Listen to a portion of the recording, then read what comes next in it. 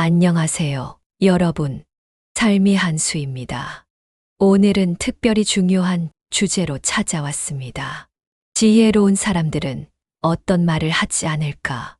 여러분은 평생 얼마나 많은 말을 하셨나요? 하루에 평균 1만 단어, 1년이면 365만 단어, 80년이면 무려 2억 9천만 단어를 말한다고 합니다. 그런데 그 많은 말 중에서 기억에 남는 것은 아주 소수입니다. 특히 상처 주는 말은 오래도록 기억에 남아 관계를 해치기도 하죠. 말 한마디로 천냥빚을 갚는다는 속담이 있습니다. 적절한 말 한마디가 큰 가치를 지니기도 하지만 반대로 부적절한 말 한마디가 평생 쌓아온 신뢰를 무너뜨리기도 합니다. 세월이 쌓이면서 우리는 많은 말을 합니다. 그러나 정작 중요한 것은 어떤 말을 하지 않는가입니다. 미국의 전 국무장관 콜린 파월은 리더십의 비밀은 무엇을 말하느냐가 아니라 무엇을 말하지 않느냐에 있다고 했습니다. 우리 조상들도 말이 많으면 실수가 많다라는 가르침을 남겼죠. 오늘 삶의 한 수에서는 지혜롭고 현명한 사람들이 절대 입에 담지 않는 5가지 말에 대해 알려드리겠습니다. 단 이 5가지만 피해도 여러분의 인간관계가 놀랍게 달라질 것입니다.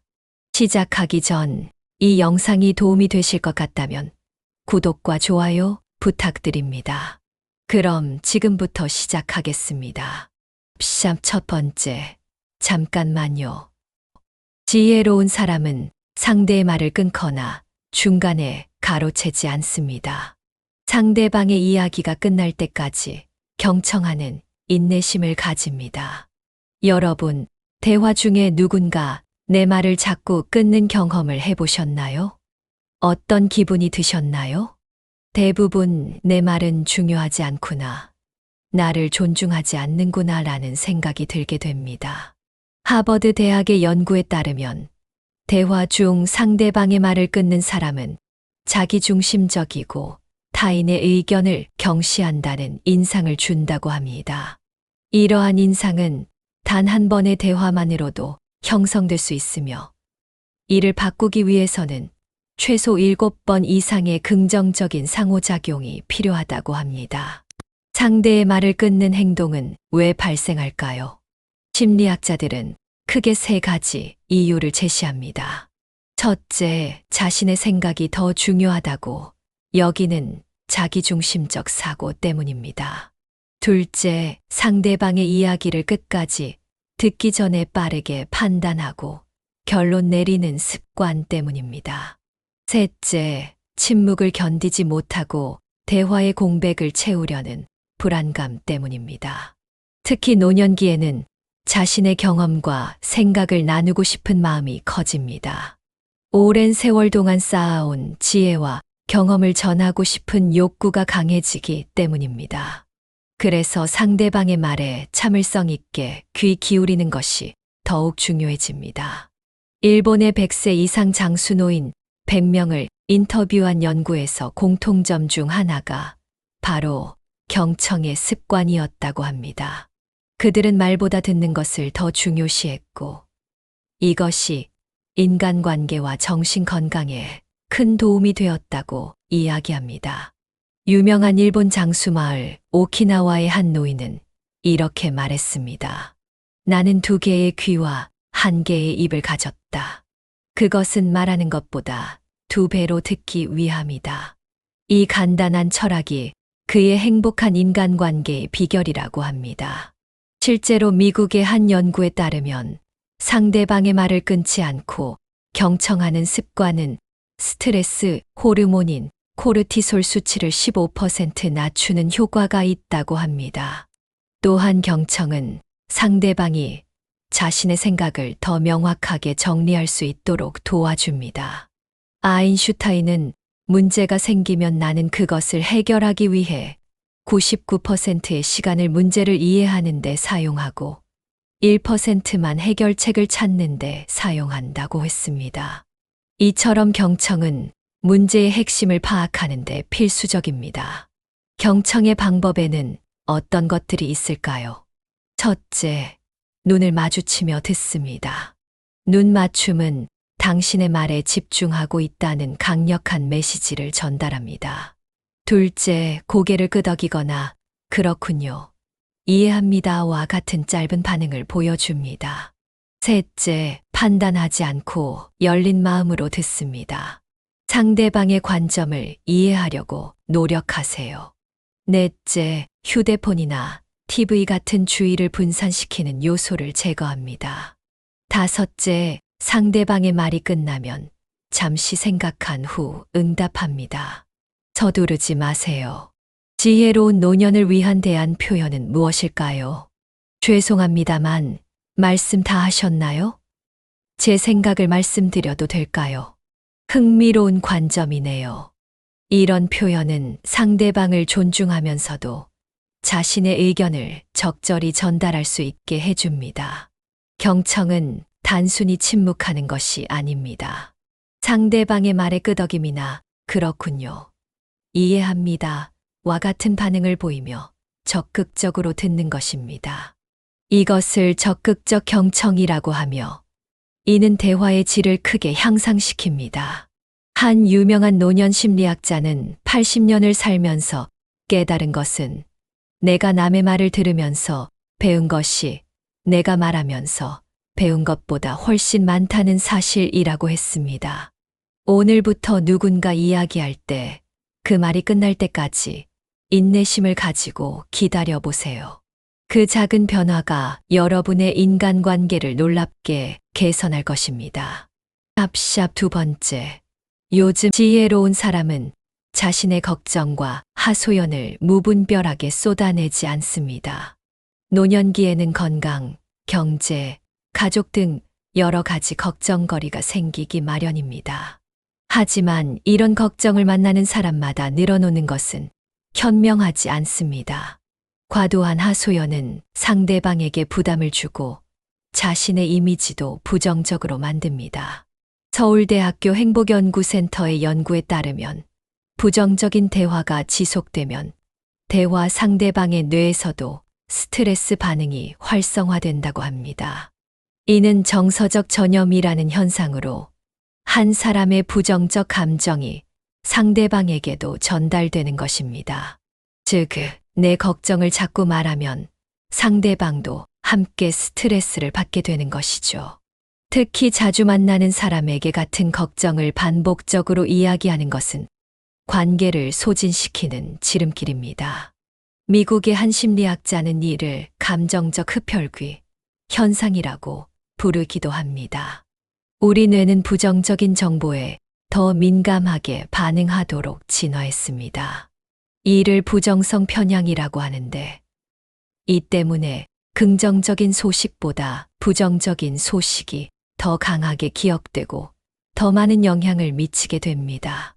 그래서 부정적인 이야기는 적게, 긍정적인 이야기는 많이 나누는 것이 중요합니다. 캘리포니아 대학의 연구에 따르면 행복한 커플은 부정적인 상호작용 1회당 긍정적인 상호작용을 5회 이상 한다고 합니다. 이는 친구 관계나 가족 관계에서도 비슷하게 적용됩니다. 그렇다면 걱정이나 고민이 있을 때는 어떻게 표현하는 것이 좋을까요? 물론 모든 걱정을 혼자 사기라는 것은 아닙니다. 적절한 상황과 상대를 선택하는 것이 중요합니다. 예를 들어 건강 걱정은 의사나 가까운 가족에게, 경제적 걱정은 전문가나 믿을 수 있는 친구에게 상담하는 것이 좋습니다. 또한 같은 걱정이라도 표현 방식에 따라 상대방의 반응이 달라질 수 있습니다. 요즘 계속 머리가 아파서 정말 힘들어요. 암이 아닐까 걱정돼요. 라고 말하는 것보다 최근에 두통이 있어서 병원에 가보려고 해요. 좋은 병원 알고 계신가요? 라고 말하는 것이 더 건설적인 대화를 이끌어낼 수 있습니다. 지혜로운 노년을 위한 대안 표현은 다음과 같습니다. 오늘 잠깐 조언을 구해도 될까요? 최근에 고민이 있어서요. 이런 문제가 있는데 해결 방법을 함께 생각해 볼 수 있을까요? 걱정을 나눌 때는 대화의 균형을 유지하고 해결책을 함께 모색하는 방향으로 이끌어가는 것이 좋습니다. 또한 만남의 시작부터 걱정으로 대화를 열지 않는 것이 중요합니다. 긍정적인 소식이나 감사한 일로 대화를 시작해 보세요. 심리학자들은 대화 시작 후 처음 3분이 그 대화의 전체 분위기를 결정한다고 말합니다. 따라서 처음 만났을 때 요즘 어떻게 지내세요? 라는 질문에 바로 걱정거리를 늘어놓기보다는 요즘 손자가 학교에서 상을 받아서 기분이 좋아요. 당신은 어떻게 지내세요? 라고 말하는 것이 더 좋은 대화의 시작점이 됩니다. 걱정과 불안은 우리 모두가 경험하는 자연스러운 감정입니다. 하지만 그것을 어떻게 표현하고 다루느냐에 따라 인간관계의 질이 크게 달라집니다. 유명한 심리학자 윌리엄 제임스는 행복의 비결은 상황에 맞게 자신을 적응시키는 것이 아니라 자신의 마음을 상황에 맞게 조절하는 능력에 있다고 했습니다. 노년기에는 신체적, 사회적 변화로 인한 걱정거리가 더 많아질 수 있습니다. 하지만 지혜로운 노인은 이러한 걱정을 균형 있게 다루고 자신과 타인에게 긍정적인 에너지를 줄 수 있는 대화를 나눕니다. 걱정이 많을 때 시도해 볼 수 있는 방법은 걱정 시간 정하기입니다. 하루 중 특정 시간을 정해 그 시간에만 걱정에 집중하고 나머지 시간에는 걱정에서 벗어나려고 노력하는 방법입니다. 이 방법은 펜실베니아 대학의 연구에서 불안 감소에 효과적인 것으로 나타났습니다. 또한 걱정을 말로 표현하기 전에 글로 먼저 정리해 보는 것도 도움이 됩니다. 글로 정리하면 감정적 요소가 줄어들고 더 객관적으로 상황을 바라볼 수 있습니다. 오늘부터 걱정을 나눌 때는 신중하게 그리고 균형 있게 나누어 보세요. 여러분의 대화가 더 밝고 활기차게 변할 것입니다. 샵샵 3번째. 그 지혜로운 사람은 남의 험담과 뒷담화를 하지 않습니다. 나이가 들수록 경험과 인간관계가 쌓이면서 주변 사람들에 대한 이야기를 나누게 됩니다. 하지만 현명한 사람은 다른 사람의 흉을 보거나 안 좋은 소문을 전하지 않습니다. 왜 험담은 위험할까요? 첫째, 험담은 마치 부메랑처럼 결국 자신에게 돌아옵니다. 그 사람에게 내 험담을 한다면 나에 대한 험담도 할 것이다 라는 인식을 주기 때문입니다. 둘째, 험담은 신뢰를 파괴합니다. 미국 심리학회의 연구에 따르면 다른 사람의 험담을 자주 하는 사람은 주변 사람들로부터 받는 신뢰도가 40% 이상 낮아진다고 합니다. 셋째, 험담은 마음의 평화를 해칩니다. 부정적인 이야기를 하면 할수록 자신의 마음도 부정적으로 변해갑니다.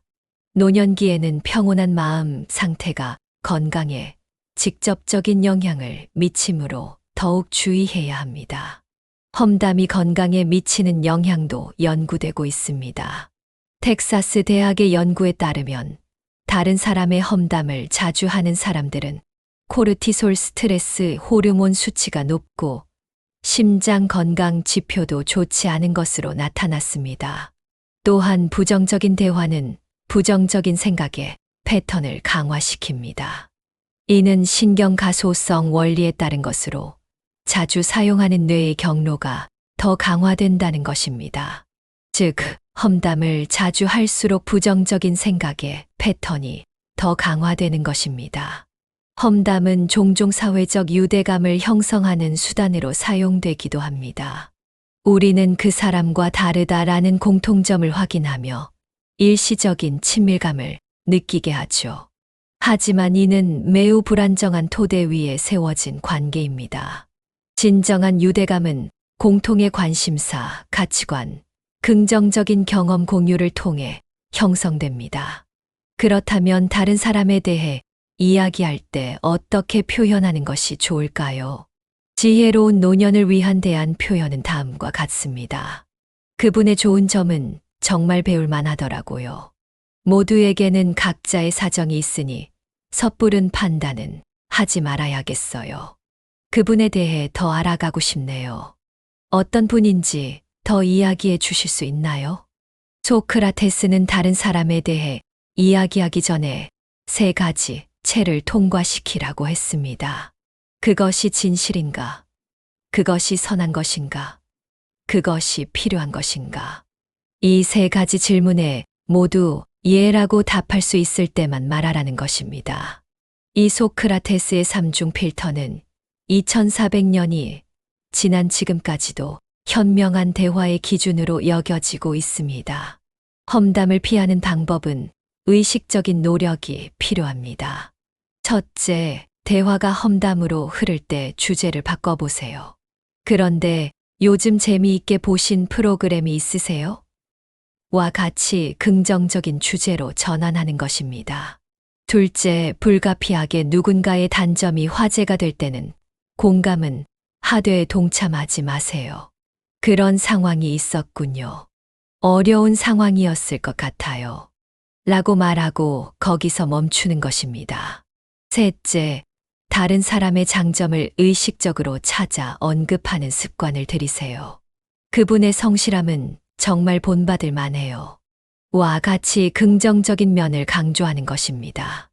버트란드 러셀은 험담이 즐거운 것은 사실이지만 그것이 우리의 인격에 미치는 영향을 생각한다면 그만한 가치가 없다고 했습니다.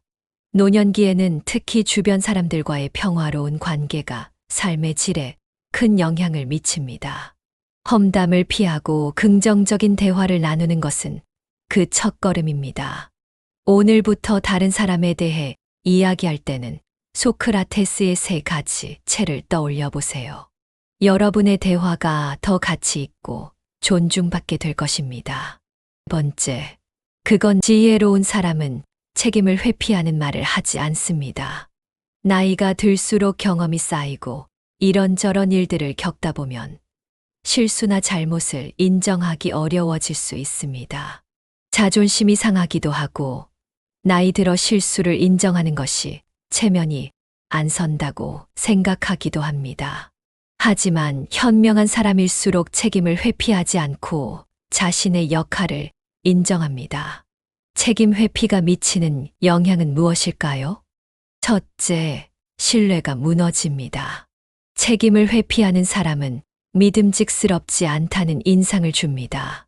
둘째, 문제 해결이 지연됩니다. 책임을 인정하지 않으면 문제의 원인을 제대로 파악하기 어렵고 해결책을 찾는 과정도 늦어집니다. 셋째, 자존감에 부정적인 영향을 미칩니다.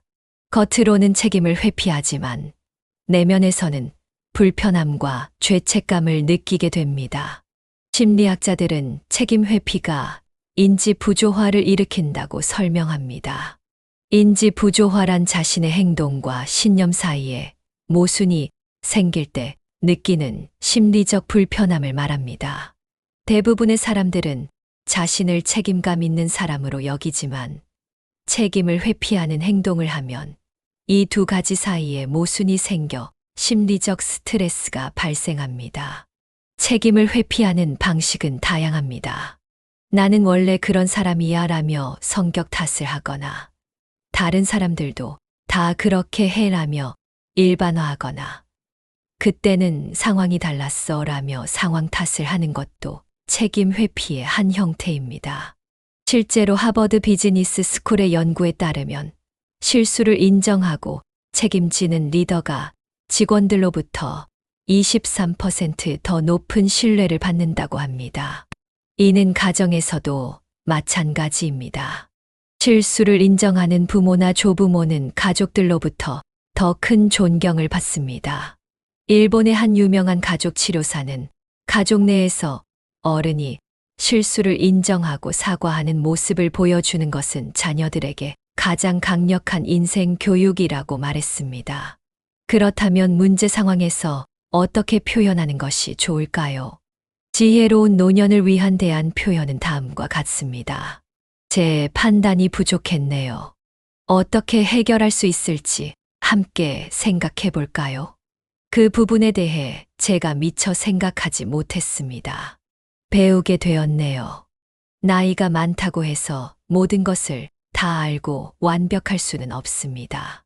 오히려 나이가 많을수록 겸손하게 배우는 자세는 더욱 아름답게 빛납니다. 독일의 데무노 괴테는 82세에 파우스트 2부를 완성했습니다. 그는 나는 평생 배우는 학생이었다라는 말을 남겼죠. 이처럼 평생 배움의 자세를 유지하는 것이 지혜로운 노년의 모습입니다. 일본의 한 연구에서는 80세 이상 노인 중 새로운 것을 배우는데 적극적이고 실수를 인정하는 사람들이 그렇지 않은 사람들보다 인지기능 저하가 40% 더 느리게 진행된다는 결과가 나왔습니다. 이는 실수를 인정하고 배우려는 태도가 뇌 건강에도 긍정적인 영향을 미친다는 것을 보여줍니다. 책임감 있는 태도는 어떻게 기를 수 있을까요?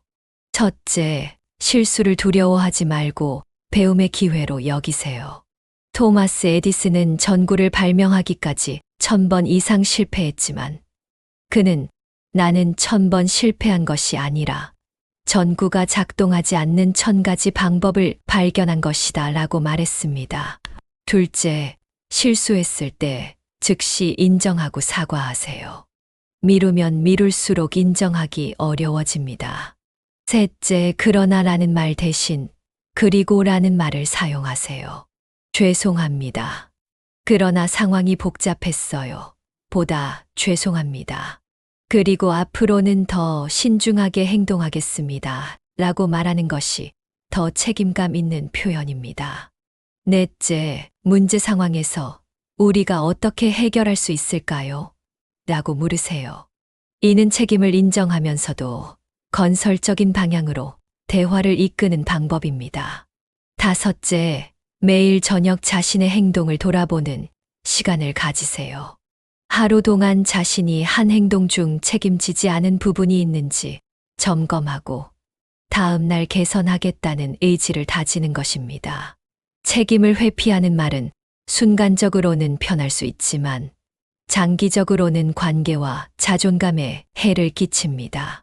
반면 책임을 인정하는 태도는 처음에는 어려울 수 있지만 결국 더 깊은 신뢰와 존경을 얻게 해줍니다. 미국의 한 노년학 전문가는 인생의 마지막 장에서 가장 후회하는 것 중 하나는 자신의 실수를 인정하지 않고 주변 사람들과의 관계를 회복할 기회를 놓친 것이라고 말했습니다. 오늘부터 실수나 잘못이 있을 때는 솔직하게 인정하고 해결책을 찾아보세요. 그것이 진정한 나이 값을 하는 모습입니다. 번째, 지혜로운 사람은 짜증과 화가 섞인 무례한 말을 하지 않습니다. 나이가 들면 참을성이 조금씩 줄어들기도 합니다. 젊었을 때보다 체력이 떨어지고 작은 일에도 쉽게 짜증이 날 수 있죠. 하지만 현명한 사람일수록 감정을 조절하고 존중하는 태도로 의견을 전달합니다. 무례한 말이 미치는 영향은 무엇일까요? 첫째, 관계가 손상됩니다. 짜증 섞인 말 한마디가 오랜 시간 쌓아온 관계를 순식간에 무너뜨릴 수 있습니다. 둘째, 대화의 효과가 떨어집니다. 상대방이 방어적인 태도를 취하게 되면 내 의견이 아무리 옳더라도 받아들여지기 어렵습니다. 셋째, 자신의 건강에도 해롭습니다. 잦은 짜증과 화는 심장 건강에 좋지 않은 영향을 미친다는 연구 결과가 있습니다. 미국 심장학회의 연구에 따르면 자주 화를 내는 사람은 그렇지 않은 사람보다 심장마비 위험이 19% 더 높다고 합니다. 특히 나이가 들수록 이 위험은 더 커진다고 하네요. 화와 짜증은 왜 건강에 해로울까요? 화가 나면 우리 몸에서는 싸우거나 도망가라 반응이 일어납니다. 이때 아드레날린과 코르티솔 같은 스트레스 호르몬이 분비되고 혈압이 올라가며 심장 박동이 빨라집니다. 젊었을 때는 이런 상태에서 빠르게 회복되지만 노년기에는 회복 속도가 느려 건강에 더 큰 부담이 됩니다. 서울 아산병원의 연구에 따르면 65세 이상 노인 중 화를 자주 내는 사람은 그렇지 않은 사람보다 고혈압 발생률이 37% 높다고 합니다. 또한 짜증과 화는 주변 사람들을 멀어지게 만듭니다. 노년기에는 사회적 관계가 건강과 행복에 매우 중요한 영향을 미치므로 이는 심각한 문제가 될 수 있습니다. 그렇다면 답답한 상황에서 어떻게 표현하는 것이 좋을까요? 지혜로운 노년을 위한 대안 표현은 다음과 같습니다. 제가 설명이 부족했나 봅니다. 다시 한번 천천히 말씀드릴게요. 이해하기 어려우셨다면 제가 다른 방식으로 설명해 볼까요? 종종 상대방이 이해하지 못하는 것은 그들의 능력 부족이 아니라 우리의 설명 방식이 적절하지 않았을 수도 있습니다. 스탠포드 대학의 의사소통 연구에 따르면 같은 내용이라도 전달 방식에 따라 이해도가 최대 3배까지 차이가 난다고 합니다. 예를 들어 추상적인 개념보다 구체적인 예시를 들어 설명할 때 이해도가 크게 향상된다고 합니다. 또한 감정이 격해질 때는 잠시 대화를 중단하고 심호흡을 하는 것도 좋은 방법입니다. 잠시 생각할 시간이 필요합니다. 조금 후에 이야기 나눠도 될까요? 이런 표현은 자신과 상대방 모두에게 존중을 표하는 방식입니다. 화가 날 때 감정을 조절하는 방법에는 어떤 것들이 있을까요? 첫째, 깊은 호흡을 합니다. 코로 4초간 숨을 들이마시고 7초간 숨을 참고 8초간 입으로 내쉬는 478 호흡법은 자율신경계를 안정시키는 데 효과적입니다. 둘째, 현재 자신의 감정에 이름을 붙입니다. 나는 지금 짜증이 난다라고 인식하는 것만으로도 감정의 강도가 줄어든다는 연구 결과가 있습니다. 셋째, 관점을 바꿔봅니다. 이 상황이 5년 후에도 중요할까? 라고 자문하거나 상대방의 입장에서 생각해 보는 것입니다. 넷째, 잠시 그 자리를 떠납니다.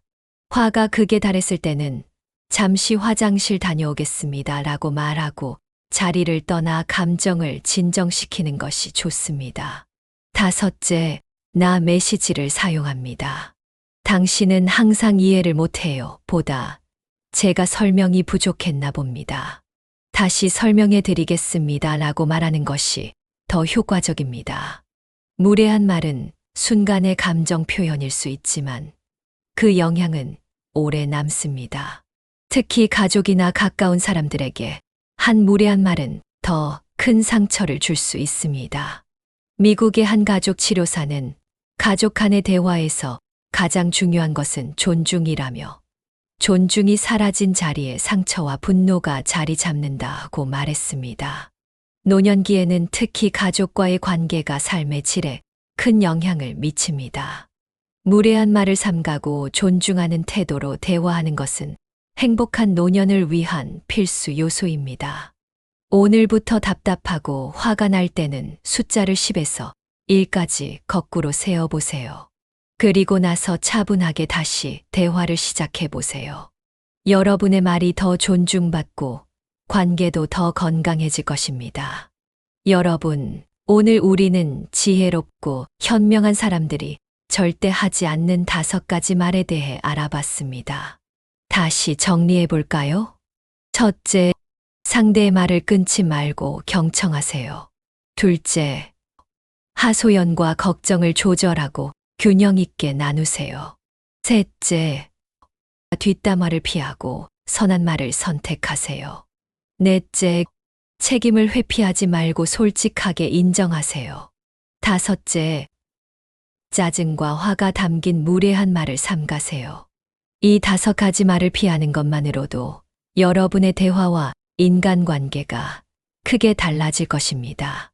미국의 한 언어학자는 우리가 하는 말은 우리 자신의 초상화를 그리는 것과 같다고 했습니다. 나이가 들수록 말 한마디의 무게는 더욱 커집니다.